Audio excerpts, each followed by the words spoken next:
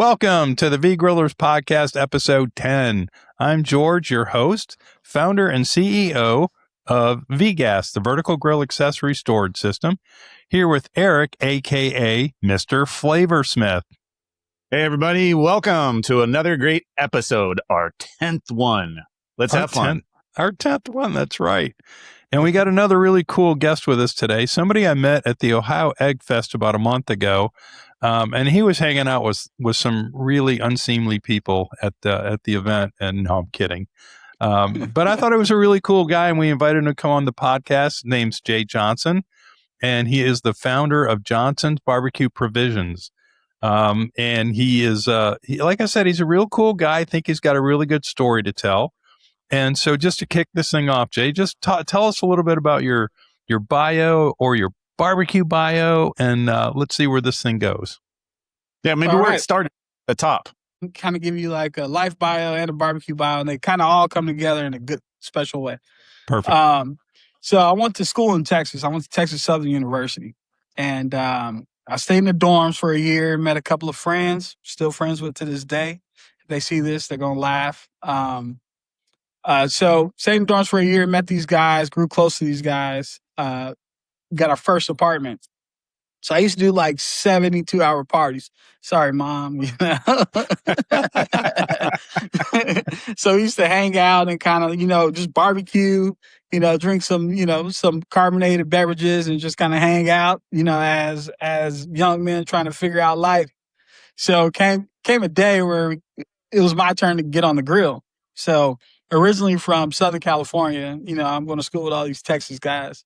And they're like, hey, man, guys from California can't barbecue. They just started ragging on me. So I kind of, I took the Michael Jordan approach, man. I got kind of upset. And so I started barbecuing every day. And I became to love it. And even so much that, I wanted to make it my career. And then so fast forward to 2026, we're here now. And yeah. So kind of been doing pop-ups, kind of did a few pop-ups throughout the years, kind of getting started. And then kind of got into, a place where I kind of wanted to make this for real and making my own lane. And started kind of showcasing my art, showcasing my merch, showcasing,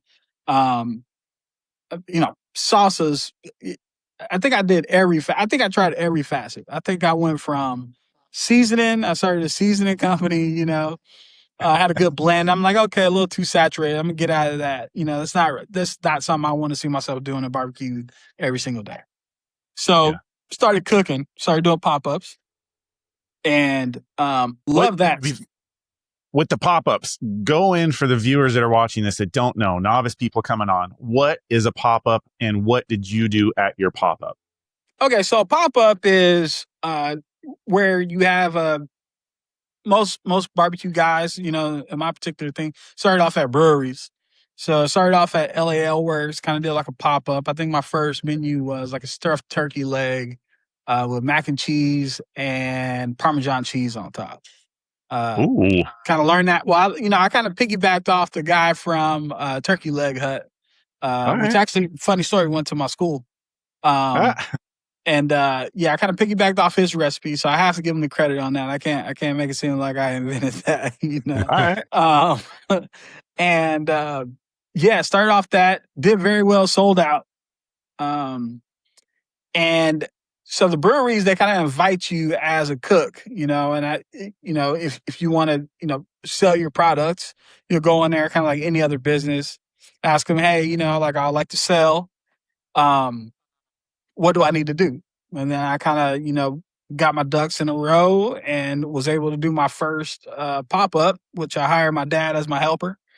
And man, I had a pretty good time. Yeah.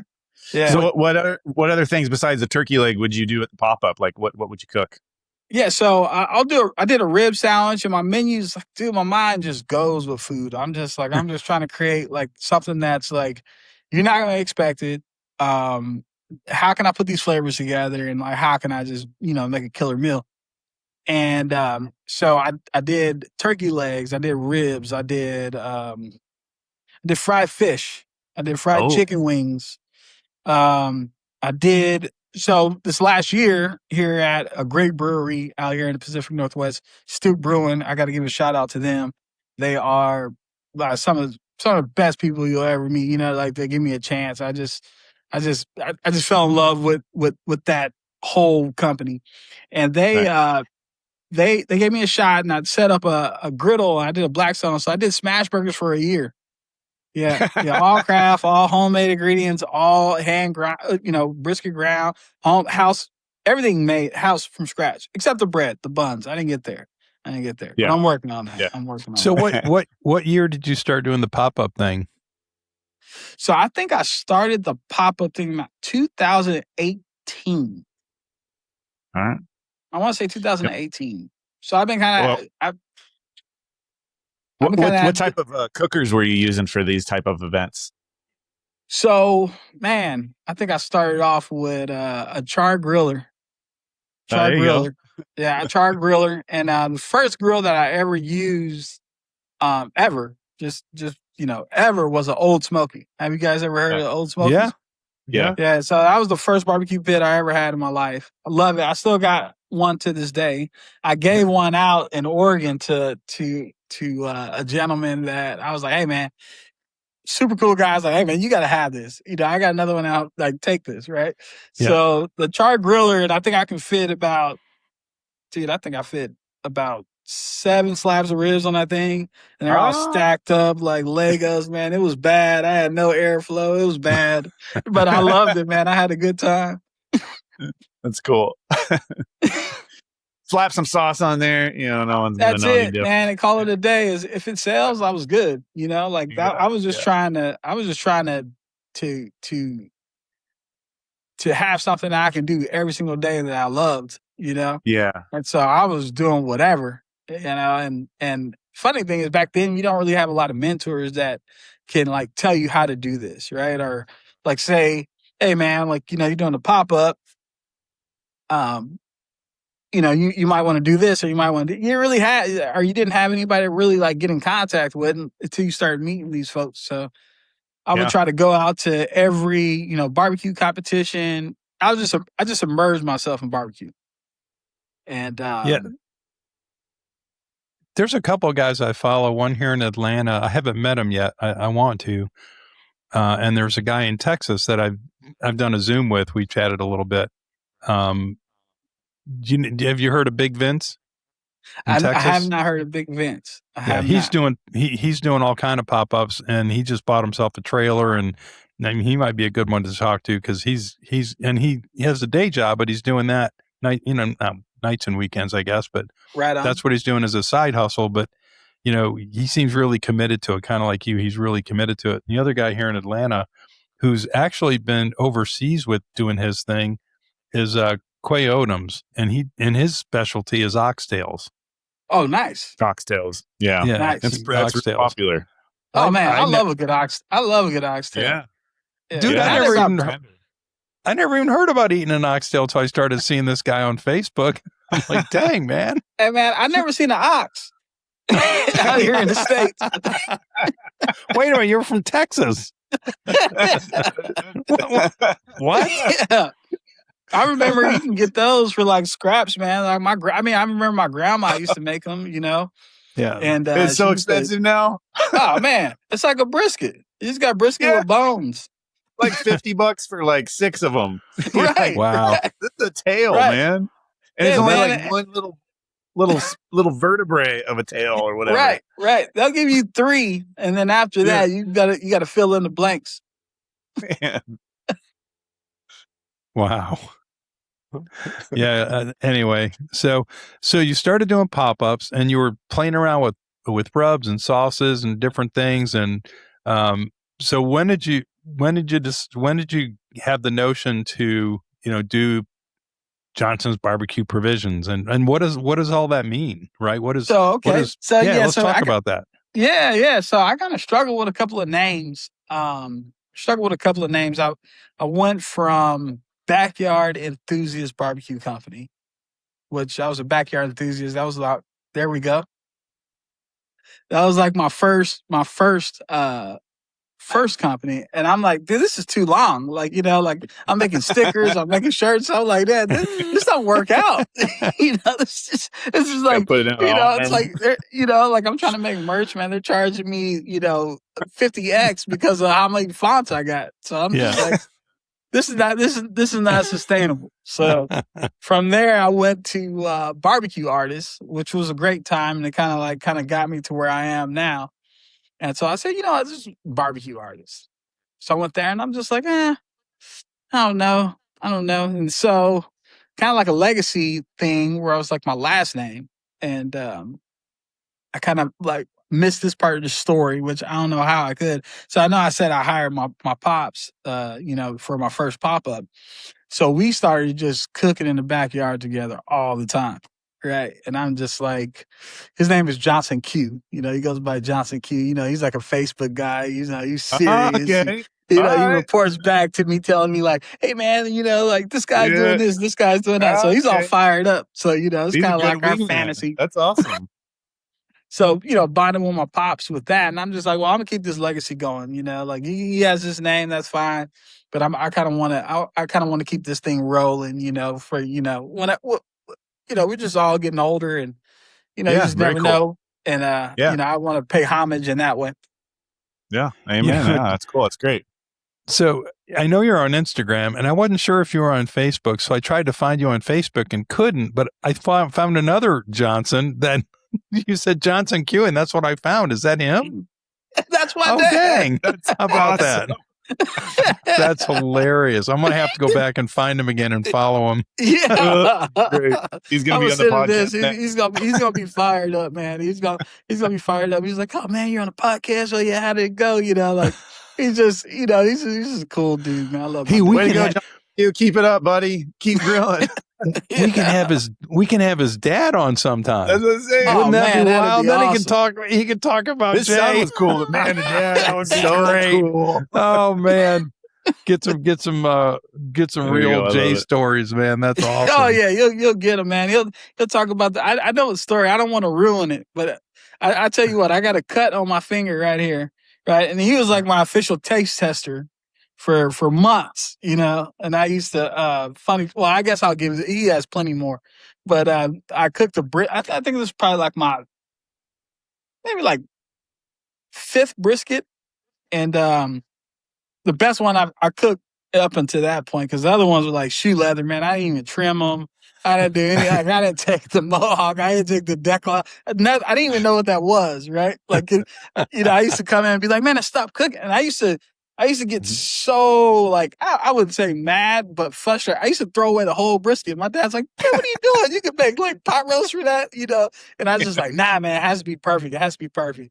So, sorry for everybody. I want everybody to know this, that the big industrial foils, they have that sharp saw on the back of.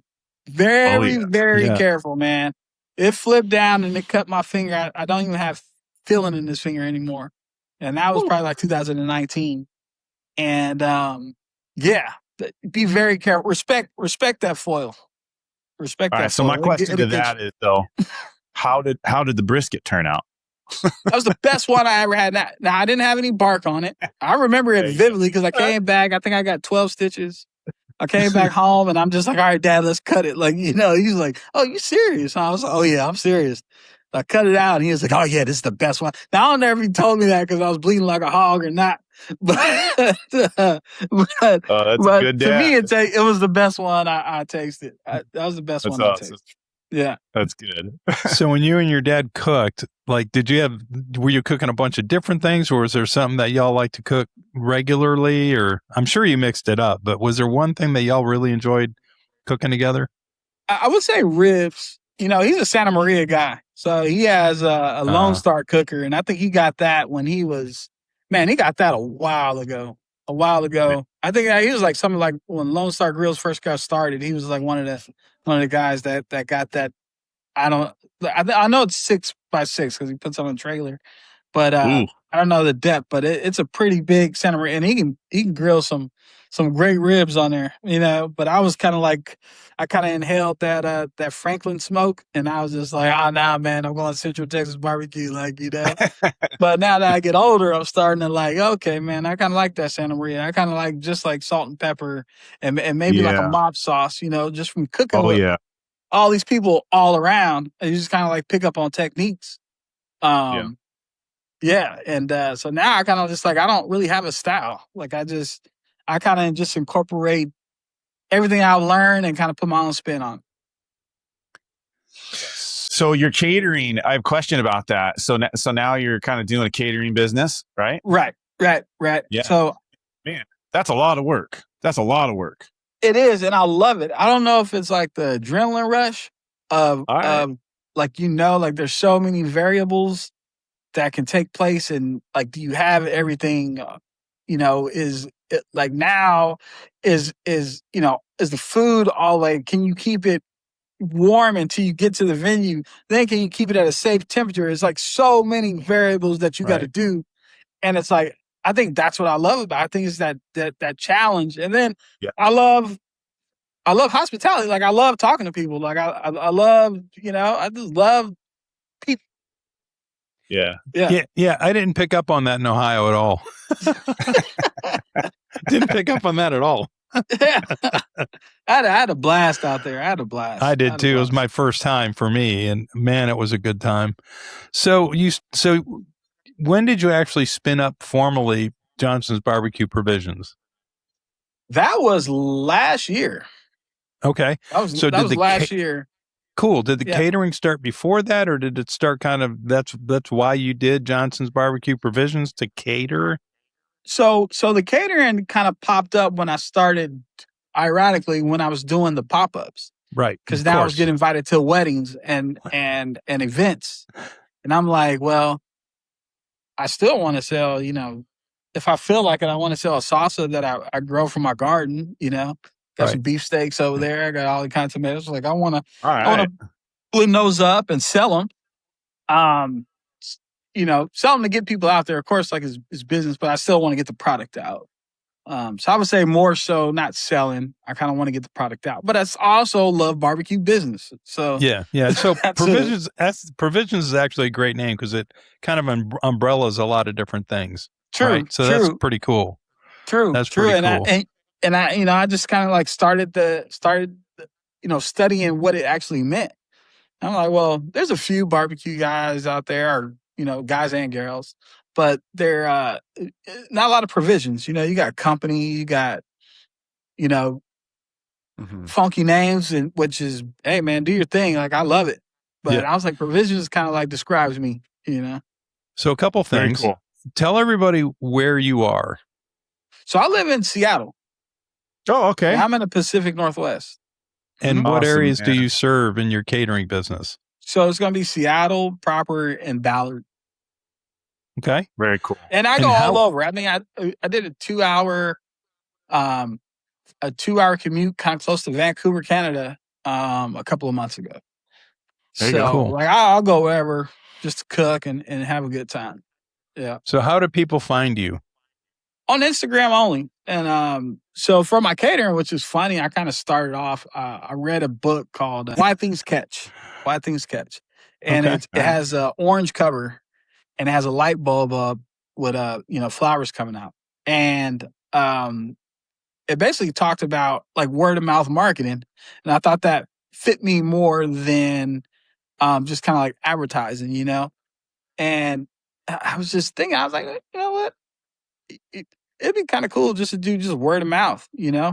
Like, I had the opportunity at a pop-up, and so I'm just like, hey, like, you know, I don't advertise, I don't do anything, just word of mouth. And I felt like at the time, which is true, that I kind of figured this out now, is like, I kind of get people that I like to deal with, I kind of get them, and it keeps revolving. And I keep getting the same type of clientele. Like, I don't have the headache of, like, I don't have a Karen on the phone saying, you know, blah, blah, blah, blah. I don't have that, because I just have cool people that I've been, you know, doing business with, and they want some good food, and I want to serve them, and we all have a good time. All right. So what's your handle on Instagram? So it's Johnson Barbecue Pro. Ah, see? I like that. All right, there you go. All right, short revisions to the pro. All right, there you go. Yeah. Okay. I like that artist brand. You kind of got that spin on it. There you go. Okay. And so you don't have a website? Nope. No website. Got to get one. I'm going to get one. You got to get one, just even if it's informational, even if it's, some pictures of what you've done and your contact info, just because when, word of mouth, my brother, he aggravates the stuffing out of me. I just saw him this weekend. He's been struggling with his business for 30 years, never had a website. And I'm like, and he says, it's word of mouth. We get business or word. I'm with you. But if somebody says, yeah, hey, by the way, this company X over here, they're really good. How are they going to find them? Right. Because everyone's got, for people that don't know Jay, right. They're going to want to go somewhere and just get an idea of what's going on. Right. They just want an informational page. And they can do that on Instagram, I guess. Instagram is the new website, maybe, right? Yeah, there's kind of like a theory behind this one trend where they're saying maybe websites are a dead thing. So I don't know, as long as your social speaks. But if you're gonna, I'm gonna beat them up a little bit. I'm gonna pick on Jay. But if you're gonna sell, it's all wisdom. That's a good thing I'm talking about, right? Like you wouldn't be telling me that if you didn't care. Well, I do. And here's the thing. What you said was, I think, you do the catering gig. Awesome. Mm-hmm. Right. You do pop-ups occasionally, but then you have this art thing going on. Then you got your sauces and rubs things going on. And, if you at least had an online marketplace where you could post that stuff and people go there, they find you, oh, he's got a sauce too. Right. Yeah. True. And by the way, now you're selling sauce to people all over the country, possibly. Yeah. Yes.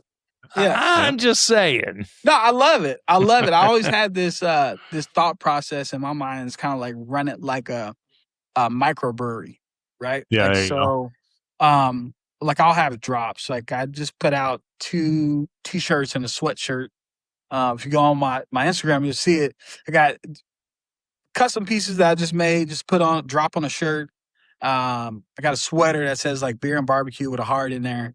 And, did pretty good in sales, and I'm just like, okay, well, I wonder if I keep doing this, will it kind of like snowball, right? But then the people that don't know me, I think having a website is a good idea. And I think I'm going to get on that. And I think I needed to hear that today.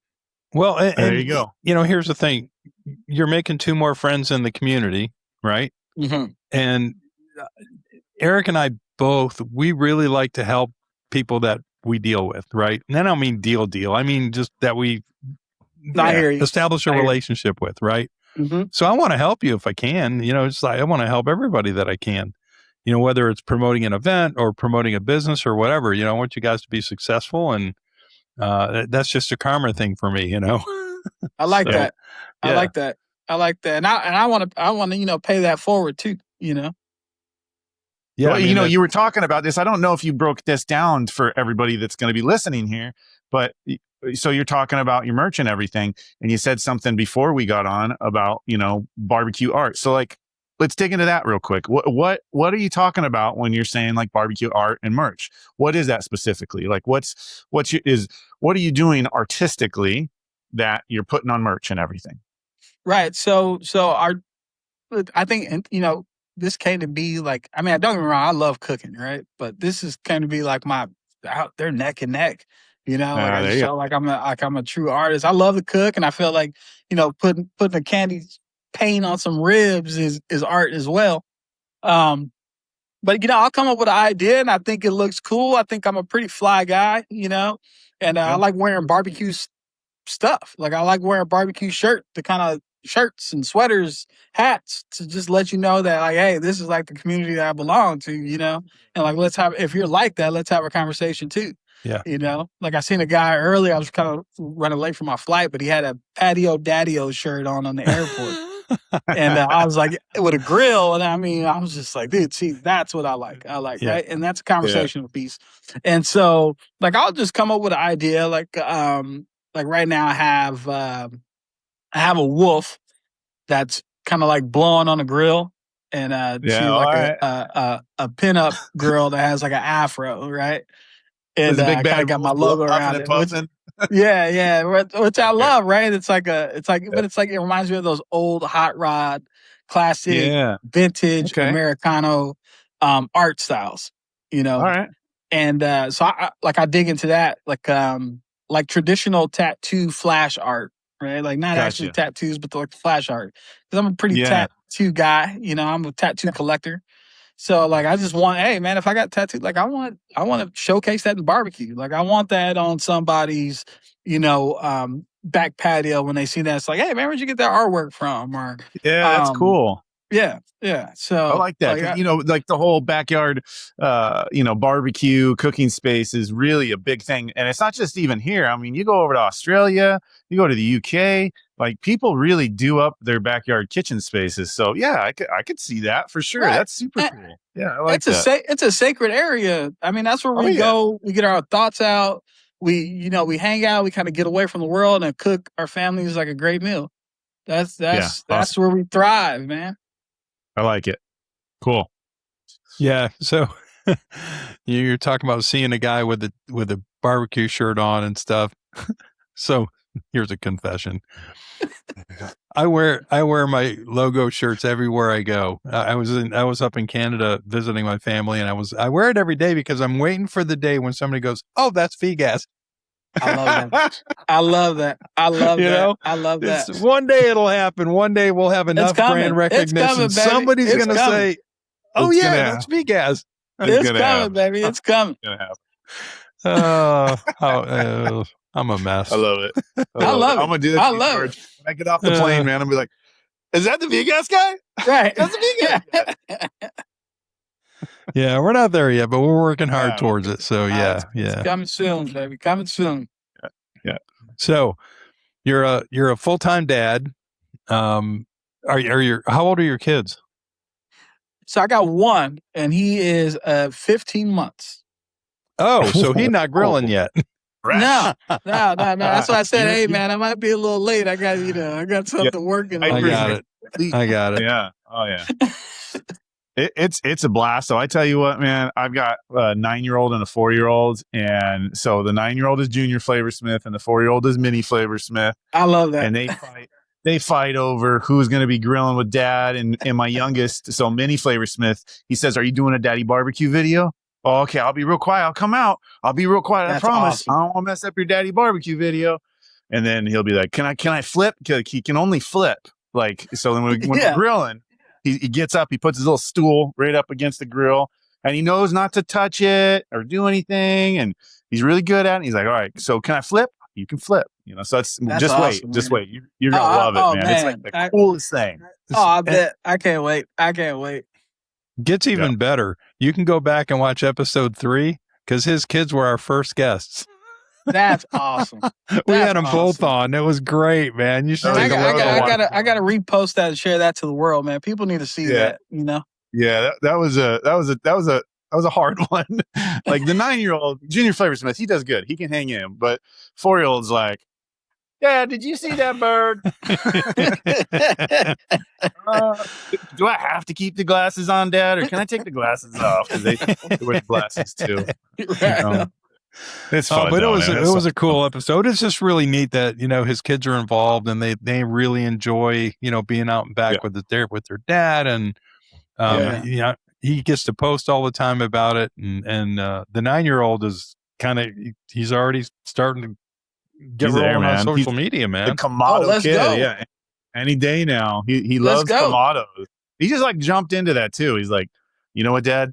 I mean, that's cool, and that's cool, and that's cool, but I want the Kamado." I'm like, "Oh, well, nice. All right, you're the Kamado kid. There you got go." It. All right, you got it, bud. It's fun, man. You're gonna have a blast with it for sure. Oh man, I can't wait. I'm excited. I'm enjoying this time now. Yeah. Like I'm enjoying this time, but it's gonna be a time. Then I think about that, dude. If he comes back and says he's vegan, like what am I gonna do? Wow, that's gonna be a happen. tough conversation. Yeah. What does he do? When he says, "Dad, hey man, I gotta talk to you." Well, I love you because you're my boy, but yeah, I'm like I told his mom, I said, "We can find a boarding school. We'll be all right." Yeah, right. Military school for you. Yeah. Oh, wait, no, you're carnivore. Oh, well, you can stay home. Don't worry. Welcome home, son. You know? Let's go flipping. Come on. Yeah.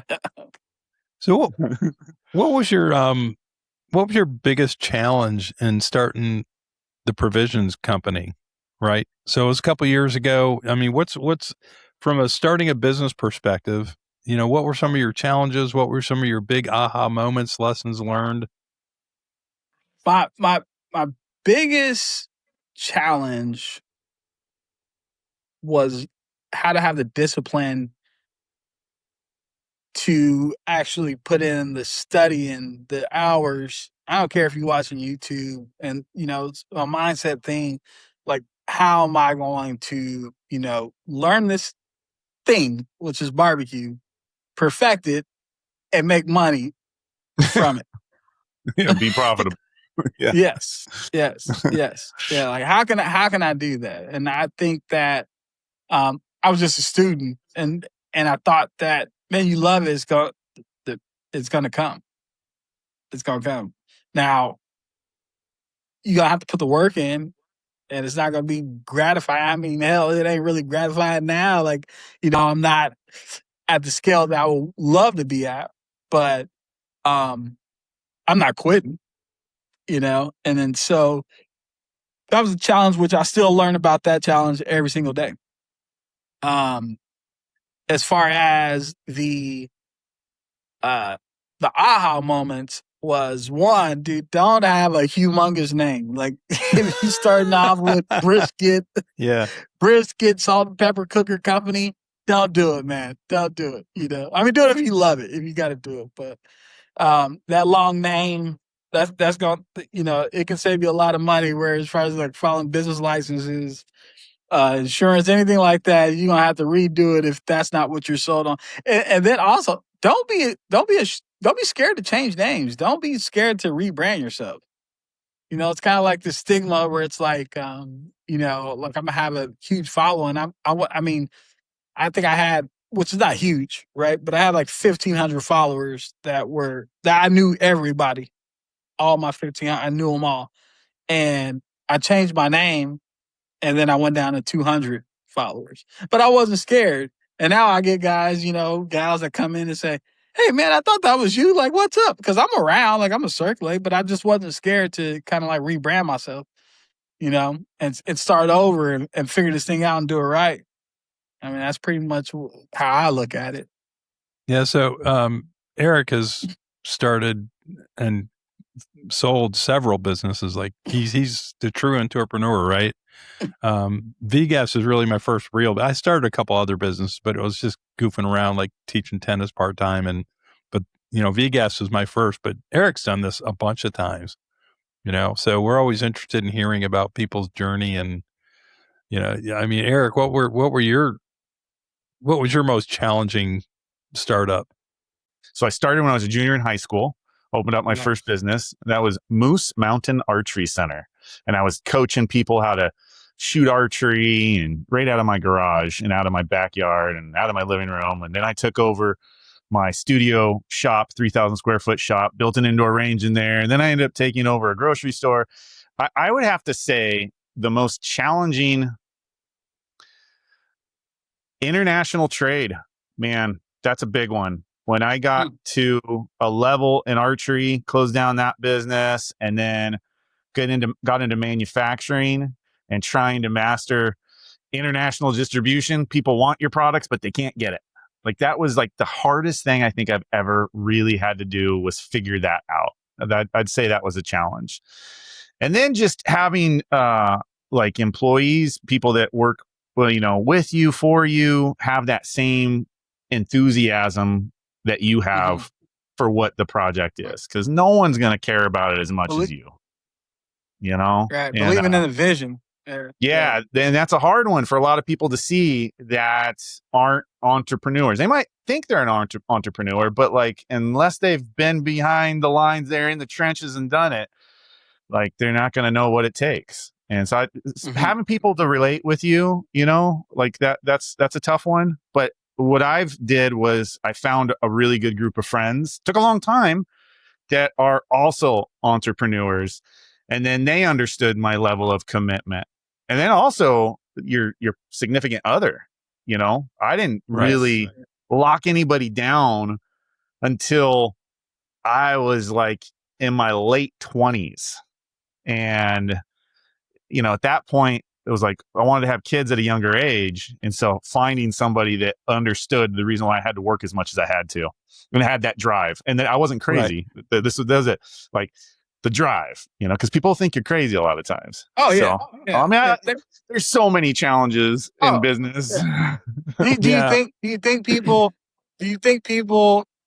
like, it's kind of like that, kind of like they think you're crazy because they don't understand your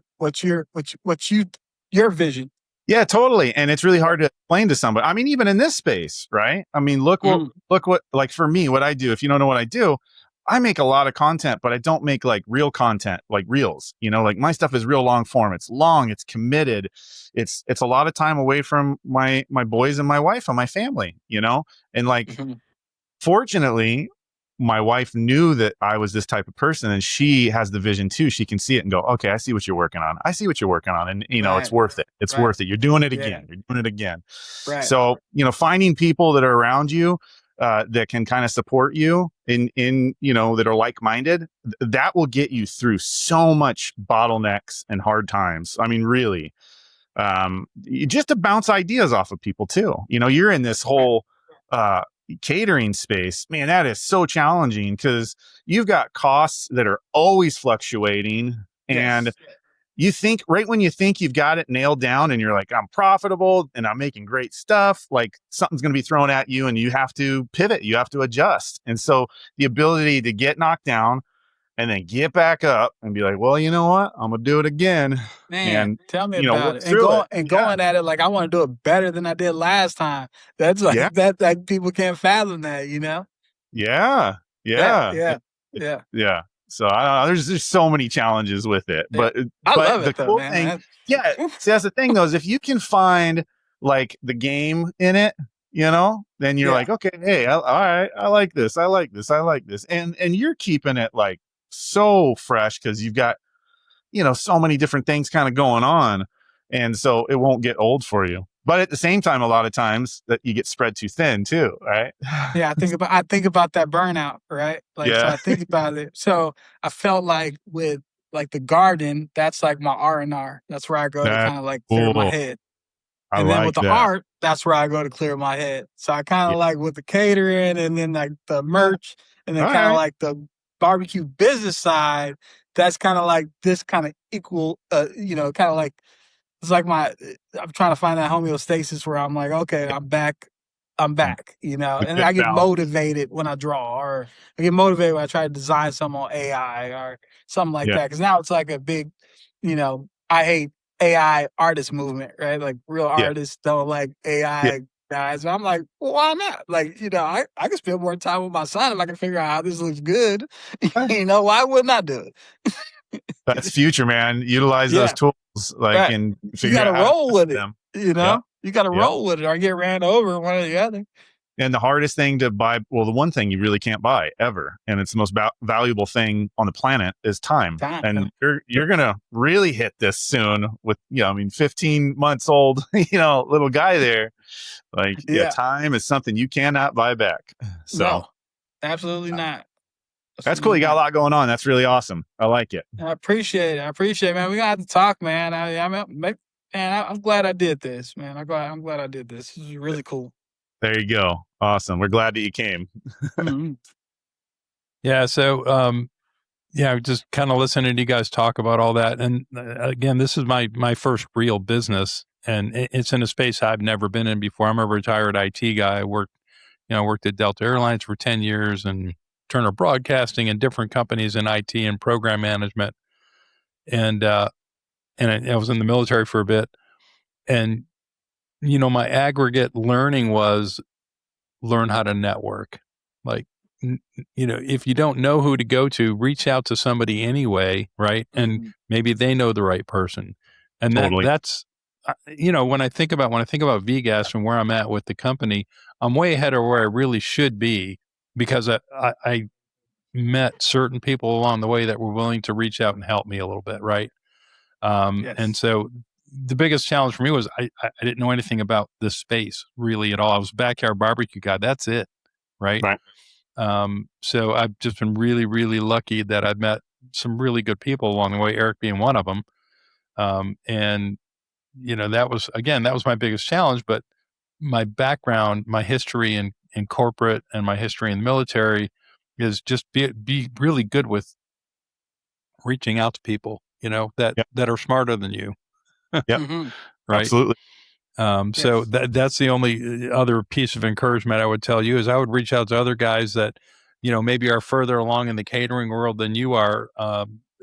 Like I think the guy here in Atlanta, he was doing pop-ups and catering and things like that, but he just opened a restaurant, right? That was his stepping stone. And maybe it's yours, right? Wow. But he'd be a good one to talk to, right? Because they're a little bit ahead of where you are. And those are the people that you want to network with, right? And you know what? The people in this community, they'll help you. They'll talk to you, man. Oh, they're the coolest. I mean, you talking about those unseemly guys that how we got introduced at Ohio Fest. Man, I love Captain Ron, man. He's just one of the best dudes that you ever can meet. And through him, I met C-Mac, and cool guys. Awesome people, man, and like I just try to keep that rolling. Like I just try to keep that rolling. And then, through these good people, look where I'm at, Go. And so look where you are. The tribe gets bigger. Are you a green egg guy? I do have a Mini Max. You got a Mini Max, okay. All right. I got a Mini Max. I got a Mini Max. I mean, I currently cook on Old Smoky and a Texas Smoke King. I got a trailer coming pretty soon down the pipeline from M&M as well. There's some awesome people as well. Awesome guys. Yeah. So M&M. Oh yeah. They make the big guys, right? Yeah. They make like the rotisserie. Square. Yes. The war chest. They got the Smoke King. They got some great things going on. And they're just awesome people, man. Awesome and they're shipping those things like everywhere. I mean, even down here in Southern California, our barbecue place, it's like, man, they just got one of, actually, I think they got two of them. And then they also got one of their big offsets or something like that too. I mean, they make some cool stuff. I've got a rotisserie system on a 26-foot barbecue trailer that I built for doing competitions and catering. Nice. But I don't think I'm ever going to get into it. Honestly, it was something I built it with my dad, and that's cool. And it was kind of like the inspiration. And then unfortunately, he passed away like the very beginning of COVID, and he never got to see it finished. And that's kind of how I started MrFlavorsmith. I was like, I got to do something in my dad's honor, and that's what I did. Because we would talk on the phone every day. I always call my dad every single day. I'd never miss a day. And I'd be like, Dad, what's up, man? How's it going? Today? And he'd be like, well, I want to talk to you about barbecue. And he'd just go on forever and ever. He would love where things have gone for, me doing MrFlavorsmith stuff and having the grandkids just kick butt and barbecue too. Like, oh my gosh. So awesome. I still think he's watching it, man. I think that part of him is in my little guy. Cause there you go. He's just like him, even looks like him. And he's kind of a jerk sometimes like him too. It's cool. Yeah. Too funny. So, we met at the Ohio Egg Fest, right? With Captain Ron and with C-Mac and just a host of other people. What other events have you worked? What were some of the more interesting events, or what's your event background? Are you cooking, competing? Are you attending and eating like I do, or? I'm kind of just more like a event. 15 months. I kind of been out the game. I ain't really longer than that, with pregnancy, I haven't been able to really like get out there. And but I've done Stoller Egg Fest for 3 years.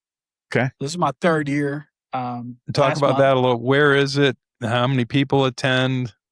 So it was about 700 people this year. It's in Dayton, Ohio. It's at a lovely winery Stoller Winery Estates, Stoller Estates. Oh, I've heard of that. Yeah. So Captain Okay. Ron's been there the last 2 years. It's kind of put on, not kind of, but it's put on by Mary Kessler and Sean Martin from Indulge, with some great, awesome people as well. I met them at a conference, a food writing conference in Chicago. Kind of getting my feet wet, just going out there to these events and networking, just like you said, George, and met them. And that's that's how I met Captain Ron. And it's funny, not to bring it back to Captain Ron, but I have to bring it back to Captain Ron a little bit. We're just sitting there, and somebody's like, do you know who that is? And I'm like, that's a legend, man. That's Ron. That's Big Green Egg. That's a legend. It's fun. I mean, I had to tell that story. He's gonna laugh if he hears this. But so yeah, it's cooked there. This is my 3rd year.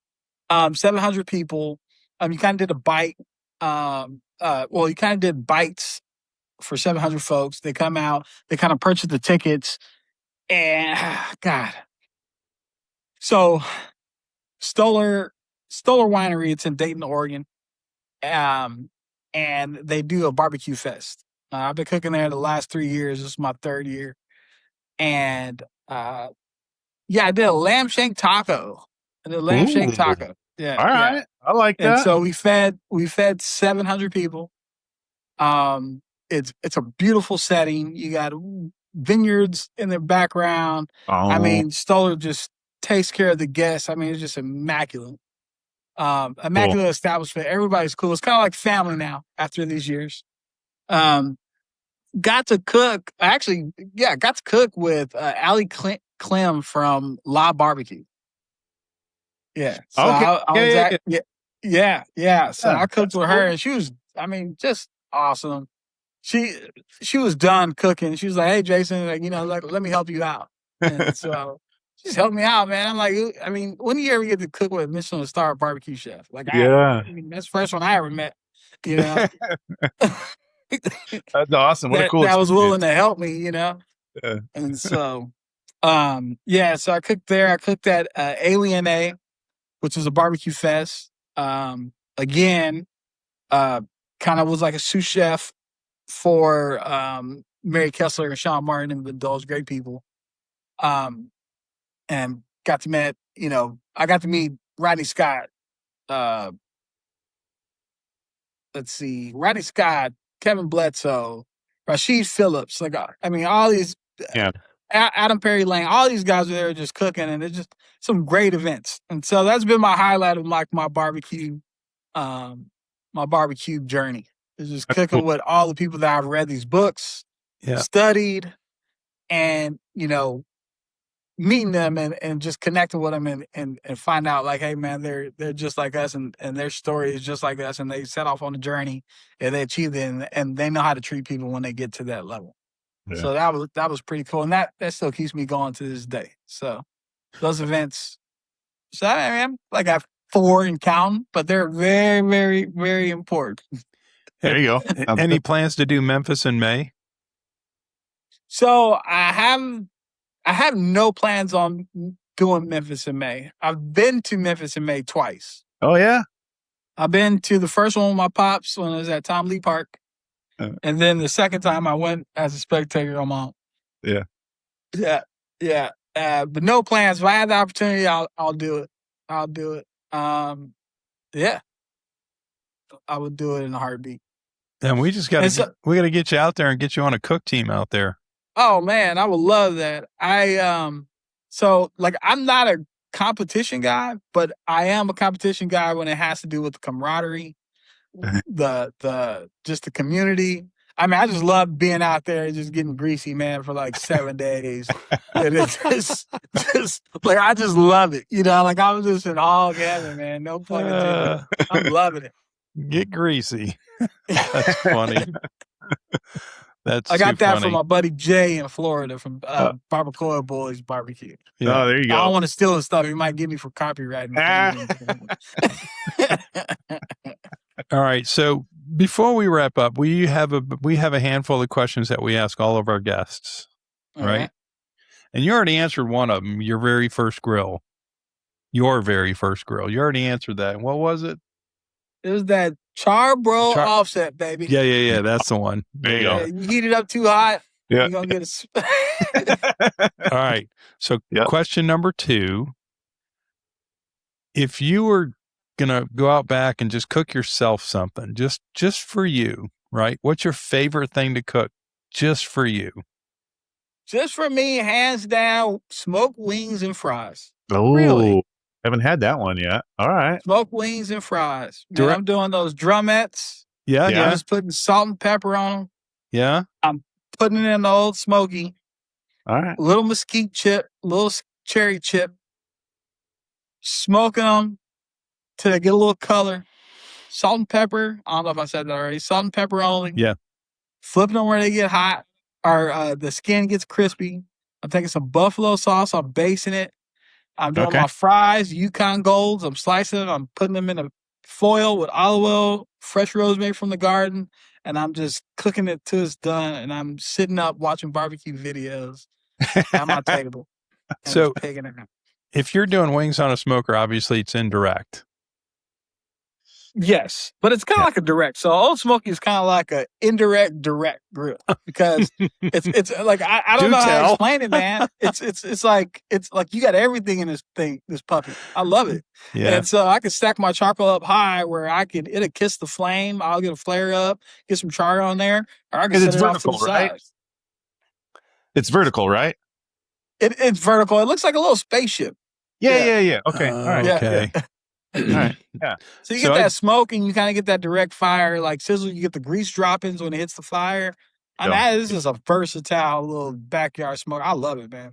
Yeah, I'm a Kamado grill guy. Whether it's an egg or Kamado, I don't care. Just the Kamado style, that's my jam. I love cooking on that.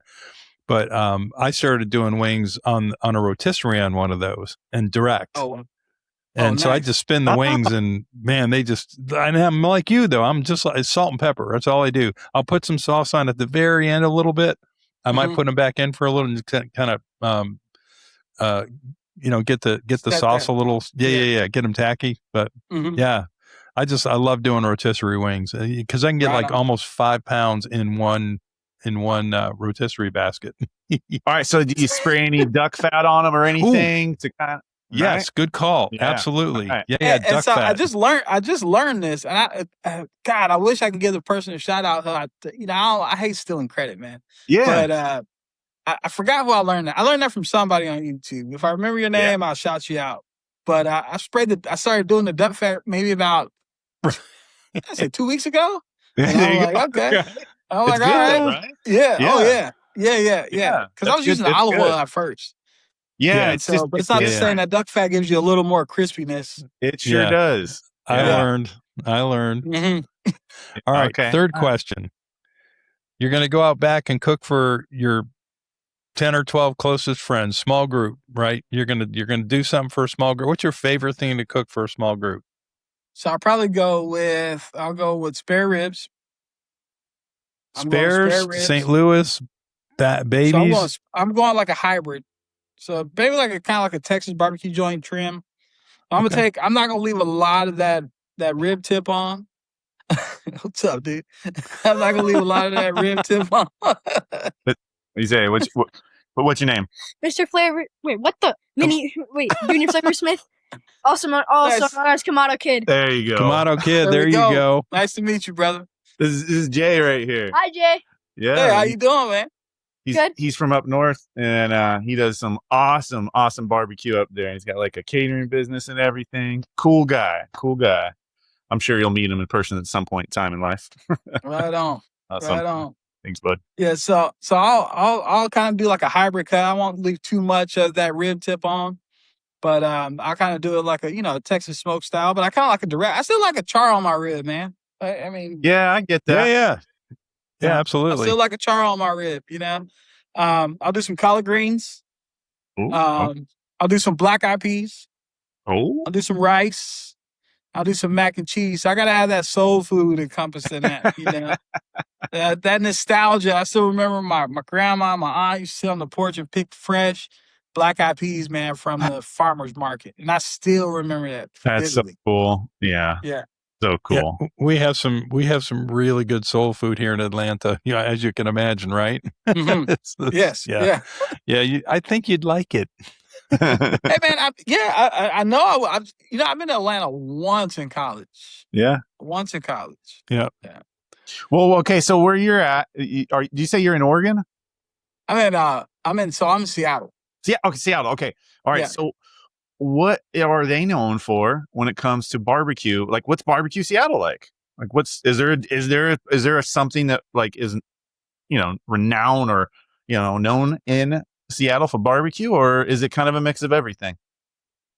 I guess it's a mix of everything. I will be, man, the closest I've probably gotten to. I only eat my barbecue at home, man. I hate to say it, and okay. it's no diss to the. Like I'm just gonna eat my barbecue. I tell my wife all the time, once I really mastered steaks, it just totally destroyed our steak night dinner dates. Oh, right. And so Yeah. I get it. Like don't get me wrong. If I'm out and it's like a barbecue truck or something like that, like I'm a support. I'm a support the barbecue community. Yeah. But I'm not going out to eat barbecue. I feel like that's time that I can be practicing on my craft. Yeah, I got you. So, speaking of steak, in Seattle and in the downtown area, there used to be a steakhouse, and maybe it's still there. I hope so. It was really good. The Metropolitan Steakhouse. Ring a bell? Does not ring a bell. Oh, And I stayed downtown for a while. Oh well. Womp womp womp.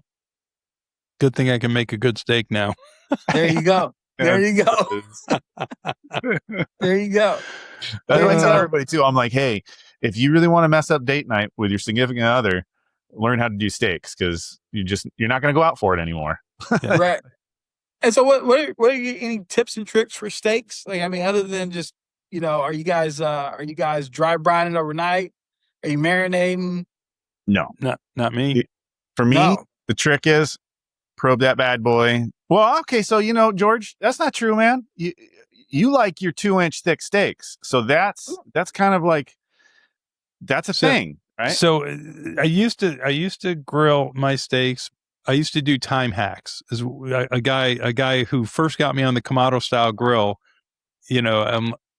because I was a gas guy for 30 years, and then I got a Weber kettle, the gateway drug. We keep talking about that, right? Yeah, that's a good one. I like that. And then a buddy of mine got me onto like a Kamado Joe or Green Egg knockoff grill, and that's what I started on. But I didn't really know how to cook on it, and so he taught me about the time hacks on a steak. So you get a ribeye, 1.5 inch ribeye or whatever. You get it up to about 500 degrees, put it on 2 minutes, turn it 2 minutes, flip it 2 minutes, turn it 2 minutes, shut all the vents down, flip it back over for 2 minutes. You get medium rare every time, and it worked like every time. And by the way, I'm just a straight salt and pepper guy, maybe salt, pepper, garlic anymore, right? But about 6-7 months ago, after watching enough videos on reverse sear, I go to Costco and I buy my ribeye strips, whatever. I buy them in bulk and I cut them myself. Right. And so I decided to try the reverse sear, but I wanted to go a little extreme, and I cut them really thick, like Eric said, right? I cut them 2 inches. And on the reverse sear, you cook it slow to about 120, indirect, pull it, take the deflectors out, let the heat run up to 500, throw it back on there for a couple minutes on each side. It's medium rare every time, but it's still really juicy with a crust. It's unbelievable. And you can do that with a thicker steak. And I'm sure I'll run into another 1.5 inch steak that I'll absolutely love. But as long as I'm buying in bulk and I can cut them myself, yeah. Oh yeah. And I'm gonna do that one up. This one more. So sous vide. If you haven't done sous vide, okay, stick that steak, put a probe in there. So you got to do wireless. So you got to get a good wireless probe it. Okay. Stick it in a vacuum sealer. But before you do that, put like kosher grind salt on there, a little bit of pepper, a little bit of garlic powder. Okay. Maybe a little glob of Kerrygold Irish butter. Okay. Stick that in salted or there. unsalted? Salted. Yeah. Go salted with Kerrygold. Yeah. Don't. Mhm. Yeah. We like our salt. Stick Right on. that in the vacuum seal. Okay. Then what a sous vide is it's really just a hot water immersion cooker. So it's this element that goes inside. You can do it in a pot or little tank, something like that. What I do is I go take hot tap water, okay, get it real hot, get that sink real hot, fill up that container, then put the sous vide cooker in there. And then it only takes me about 45 minutes to get that up to 120 degrees. When I get it to 120 degrees, pull it out of the cooker. I take a little Weber Go Anywhere. I do charcoal lump coal right there. I get it super, super cranking hot. Pull that steak out of there, pat it off. Okay. Pat it off, kind of make it, a little dry. And then I just throw that bad boy right over that hot fire, just a couple inches off of those coals, let the flames come up. And I just monitor my temperature with that probe, get it. I like my steaks, like I'll pull it at like 135, 137. It'll get to like 140 because I like medium, it when all that fat kind of really gets rendered and flowing and the juices are doing everything. Cut into that, bite into that. I promise you, it will destroy your date night, your steak night, date night without a doubt. Without a doubt. But that's the hack. I will caution you on this, though. Don't do like I did about 2 weeks ago and do a reverse sear or just do a sear with a meter probe, the original meter probe that's only rated to 400 degrees. Oh, yeah. I should have said that. You got to get something melted the crap out of it. Yeah. But the newer probes, apparently, they'll handle 900 degrees now. Yeah. A lot of them do now. But still, I had that Homer Simpson moment. It's all right. It happens to the best of us. Yeah. Oh my gosh. And then maybe at that point, what you do, pull out the wireless, stick in a wired one, problem solved. Problem solved. But all right, Jay, one last time. Or you can use a thermopen. You can check my link in my bio. Boom. There you go. Thermopen. Yeah. Awesome. Good products there. Thermopen, great product. You can try that. You can click that Instagram link in bio to shoot you over to. I don't have a store yet, but I'm working on it. Thermopen, how you guys doing? Love you. Hey, I know where you can get a V-gas. Yeah. There you go. You get a V-gas, cool. I'll get a Thermopen. How about that? Deal? All right up. All right. It is. Too funny. All right, one last question before we all bag it and get some sleep tonight. And this is an important question. This could be the most important question I ask you today. Do you make a good beef rib? I do. Okay, let me rephrase. Do you make a really good beef rib? Not yet. Okay. I respect that. I respect that. Respect, baby. That's right. I like knowing your limitation. I love it. Yeah, not yet. Yeah. But I do. But I'll eat it. I won't throw it away like I used to do those briskets. So, you should have done burnt ends with the briskets. I know. I don't know what I was thinking. I could have made everything over rice. I could have I just... Yeah, I get the frustration. I did that with a turkey. I think this last Easter, actually. Trash. Right. It's just like, I'm not serving this. My name's not on this. No, nothing.